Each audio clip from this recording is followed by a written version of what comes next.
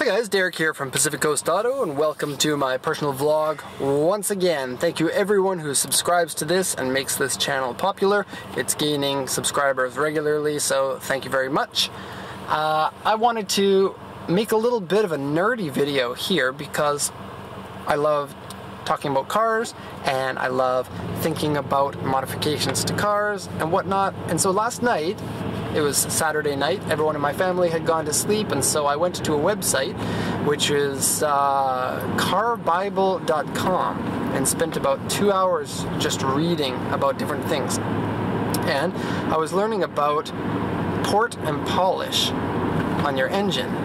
And this is something that I don't have any experience with, and it was my first time to read about it.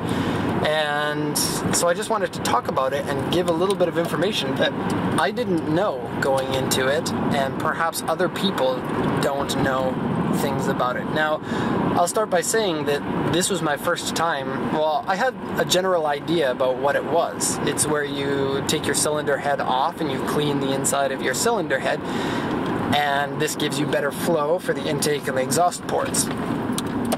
But the thing is, with the port and the polish, I've never done it on a car, and I didn't know really how much benefit it would be, and I didn't know some of the technical parts. And I will say that I'm not very good at physics, and so I'm not an authority on this. Hopefully you just watch the video and you think, wow, I want to learn more about port and polish, and then you go check out the carbible.com or somewhere else.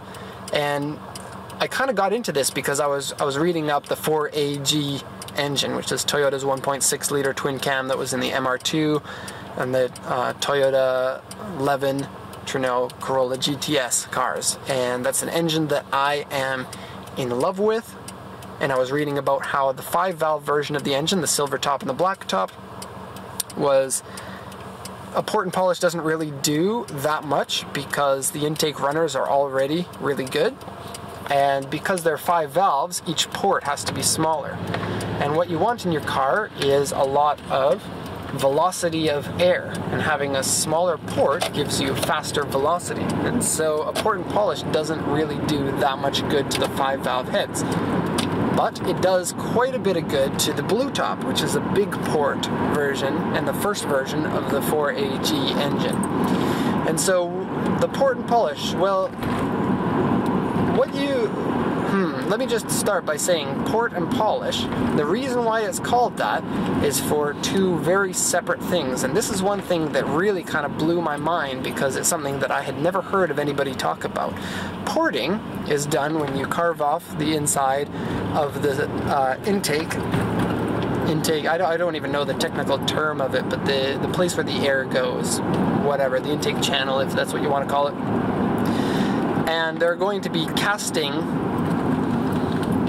lines from casting where the two pieces meet, right? And this impedes your airflow. And so you take a Dremel tool and you on the inside and shave it down so that your air has more of a smooth path.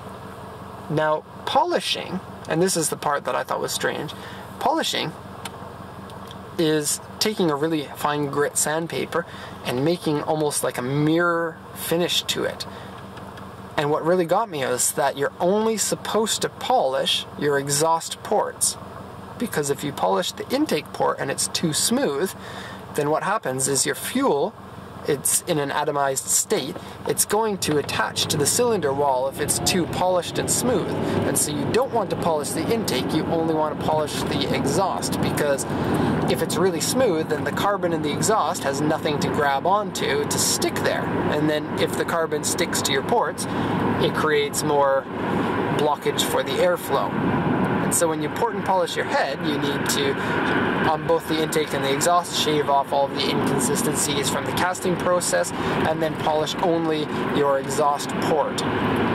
So that, I think, is pretty interesting, and reading that article makes me want to go get an engine and go and port and polish it just to see what the dyno difference would be.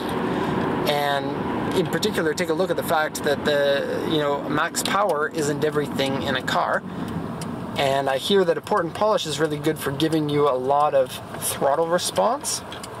And that's something that I really appreciate in a car, and part of the reason why I really prefer a carbureted engine over a fuel injected engine if it's just driving pleasure that you're looking at, not fuel economy or any of the other reasons why fuel injection is a better system than carbureted.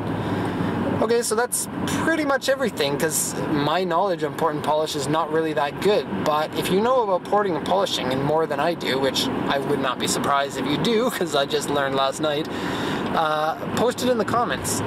Start some discussion, and let me know what you think about port and polishing. Have you done it? Did you see dyno increases? How about the seat of the pants dyno? Did it feel much better after you did the polish? Gonna have to get a new thing. New suction cup for the camera. Okay, end of the video. Thank you for watching.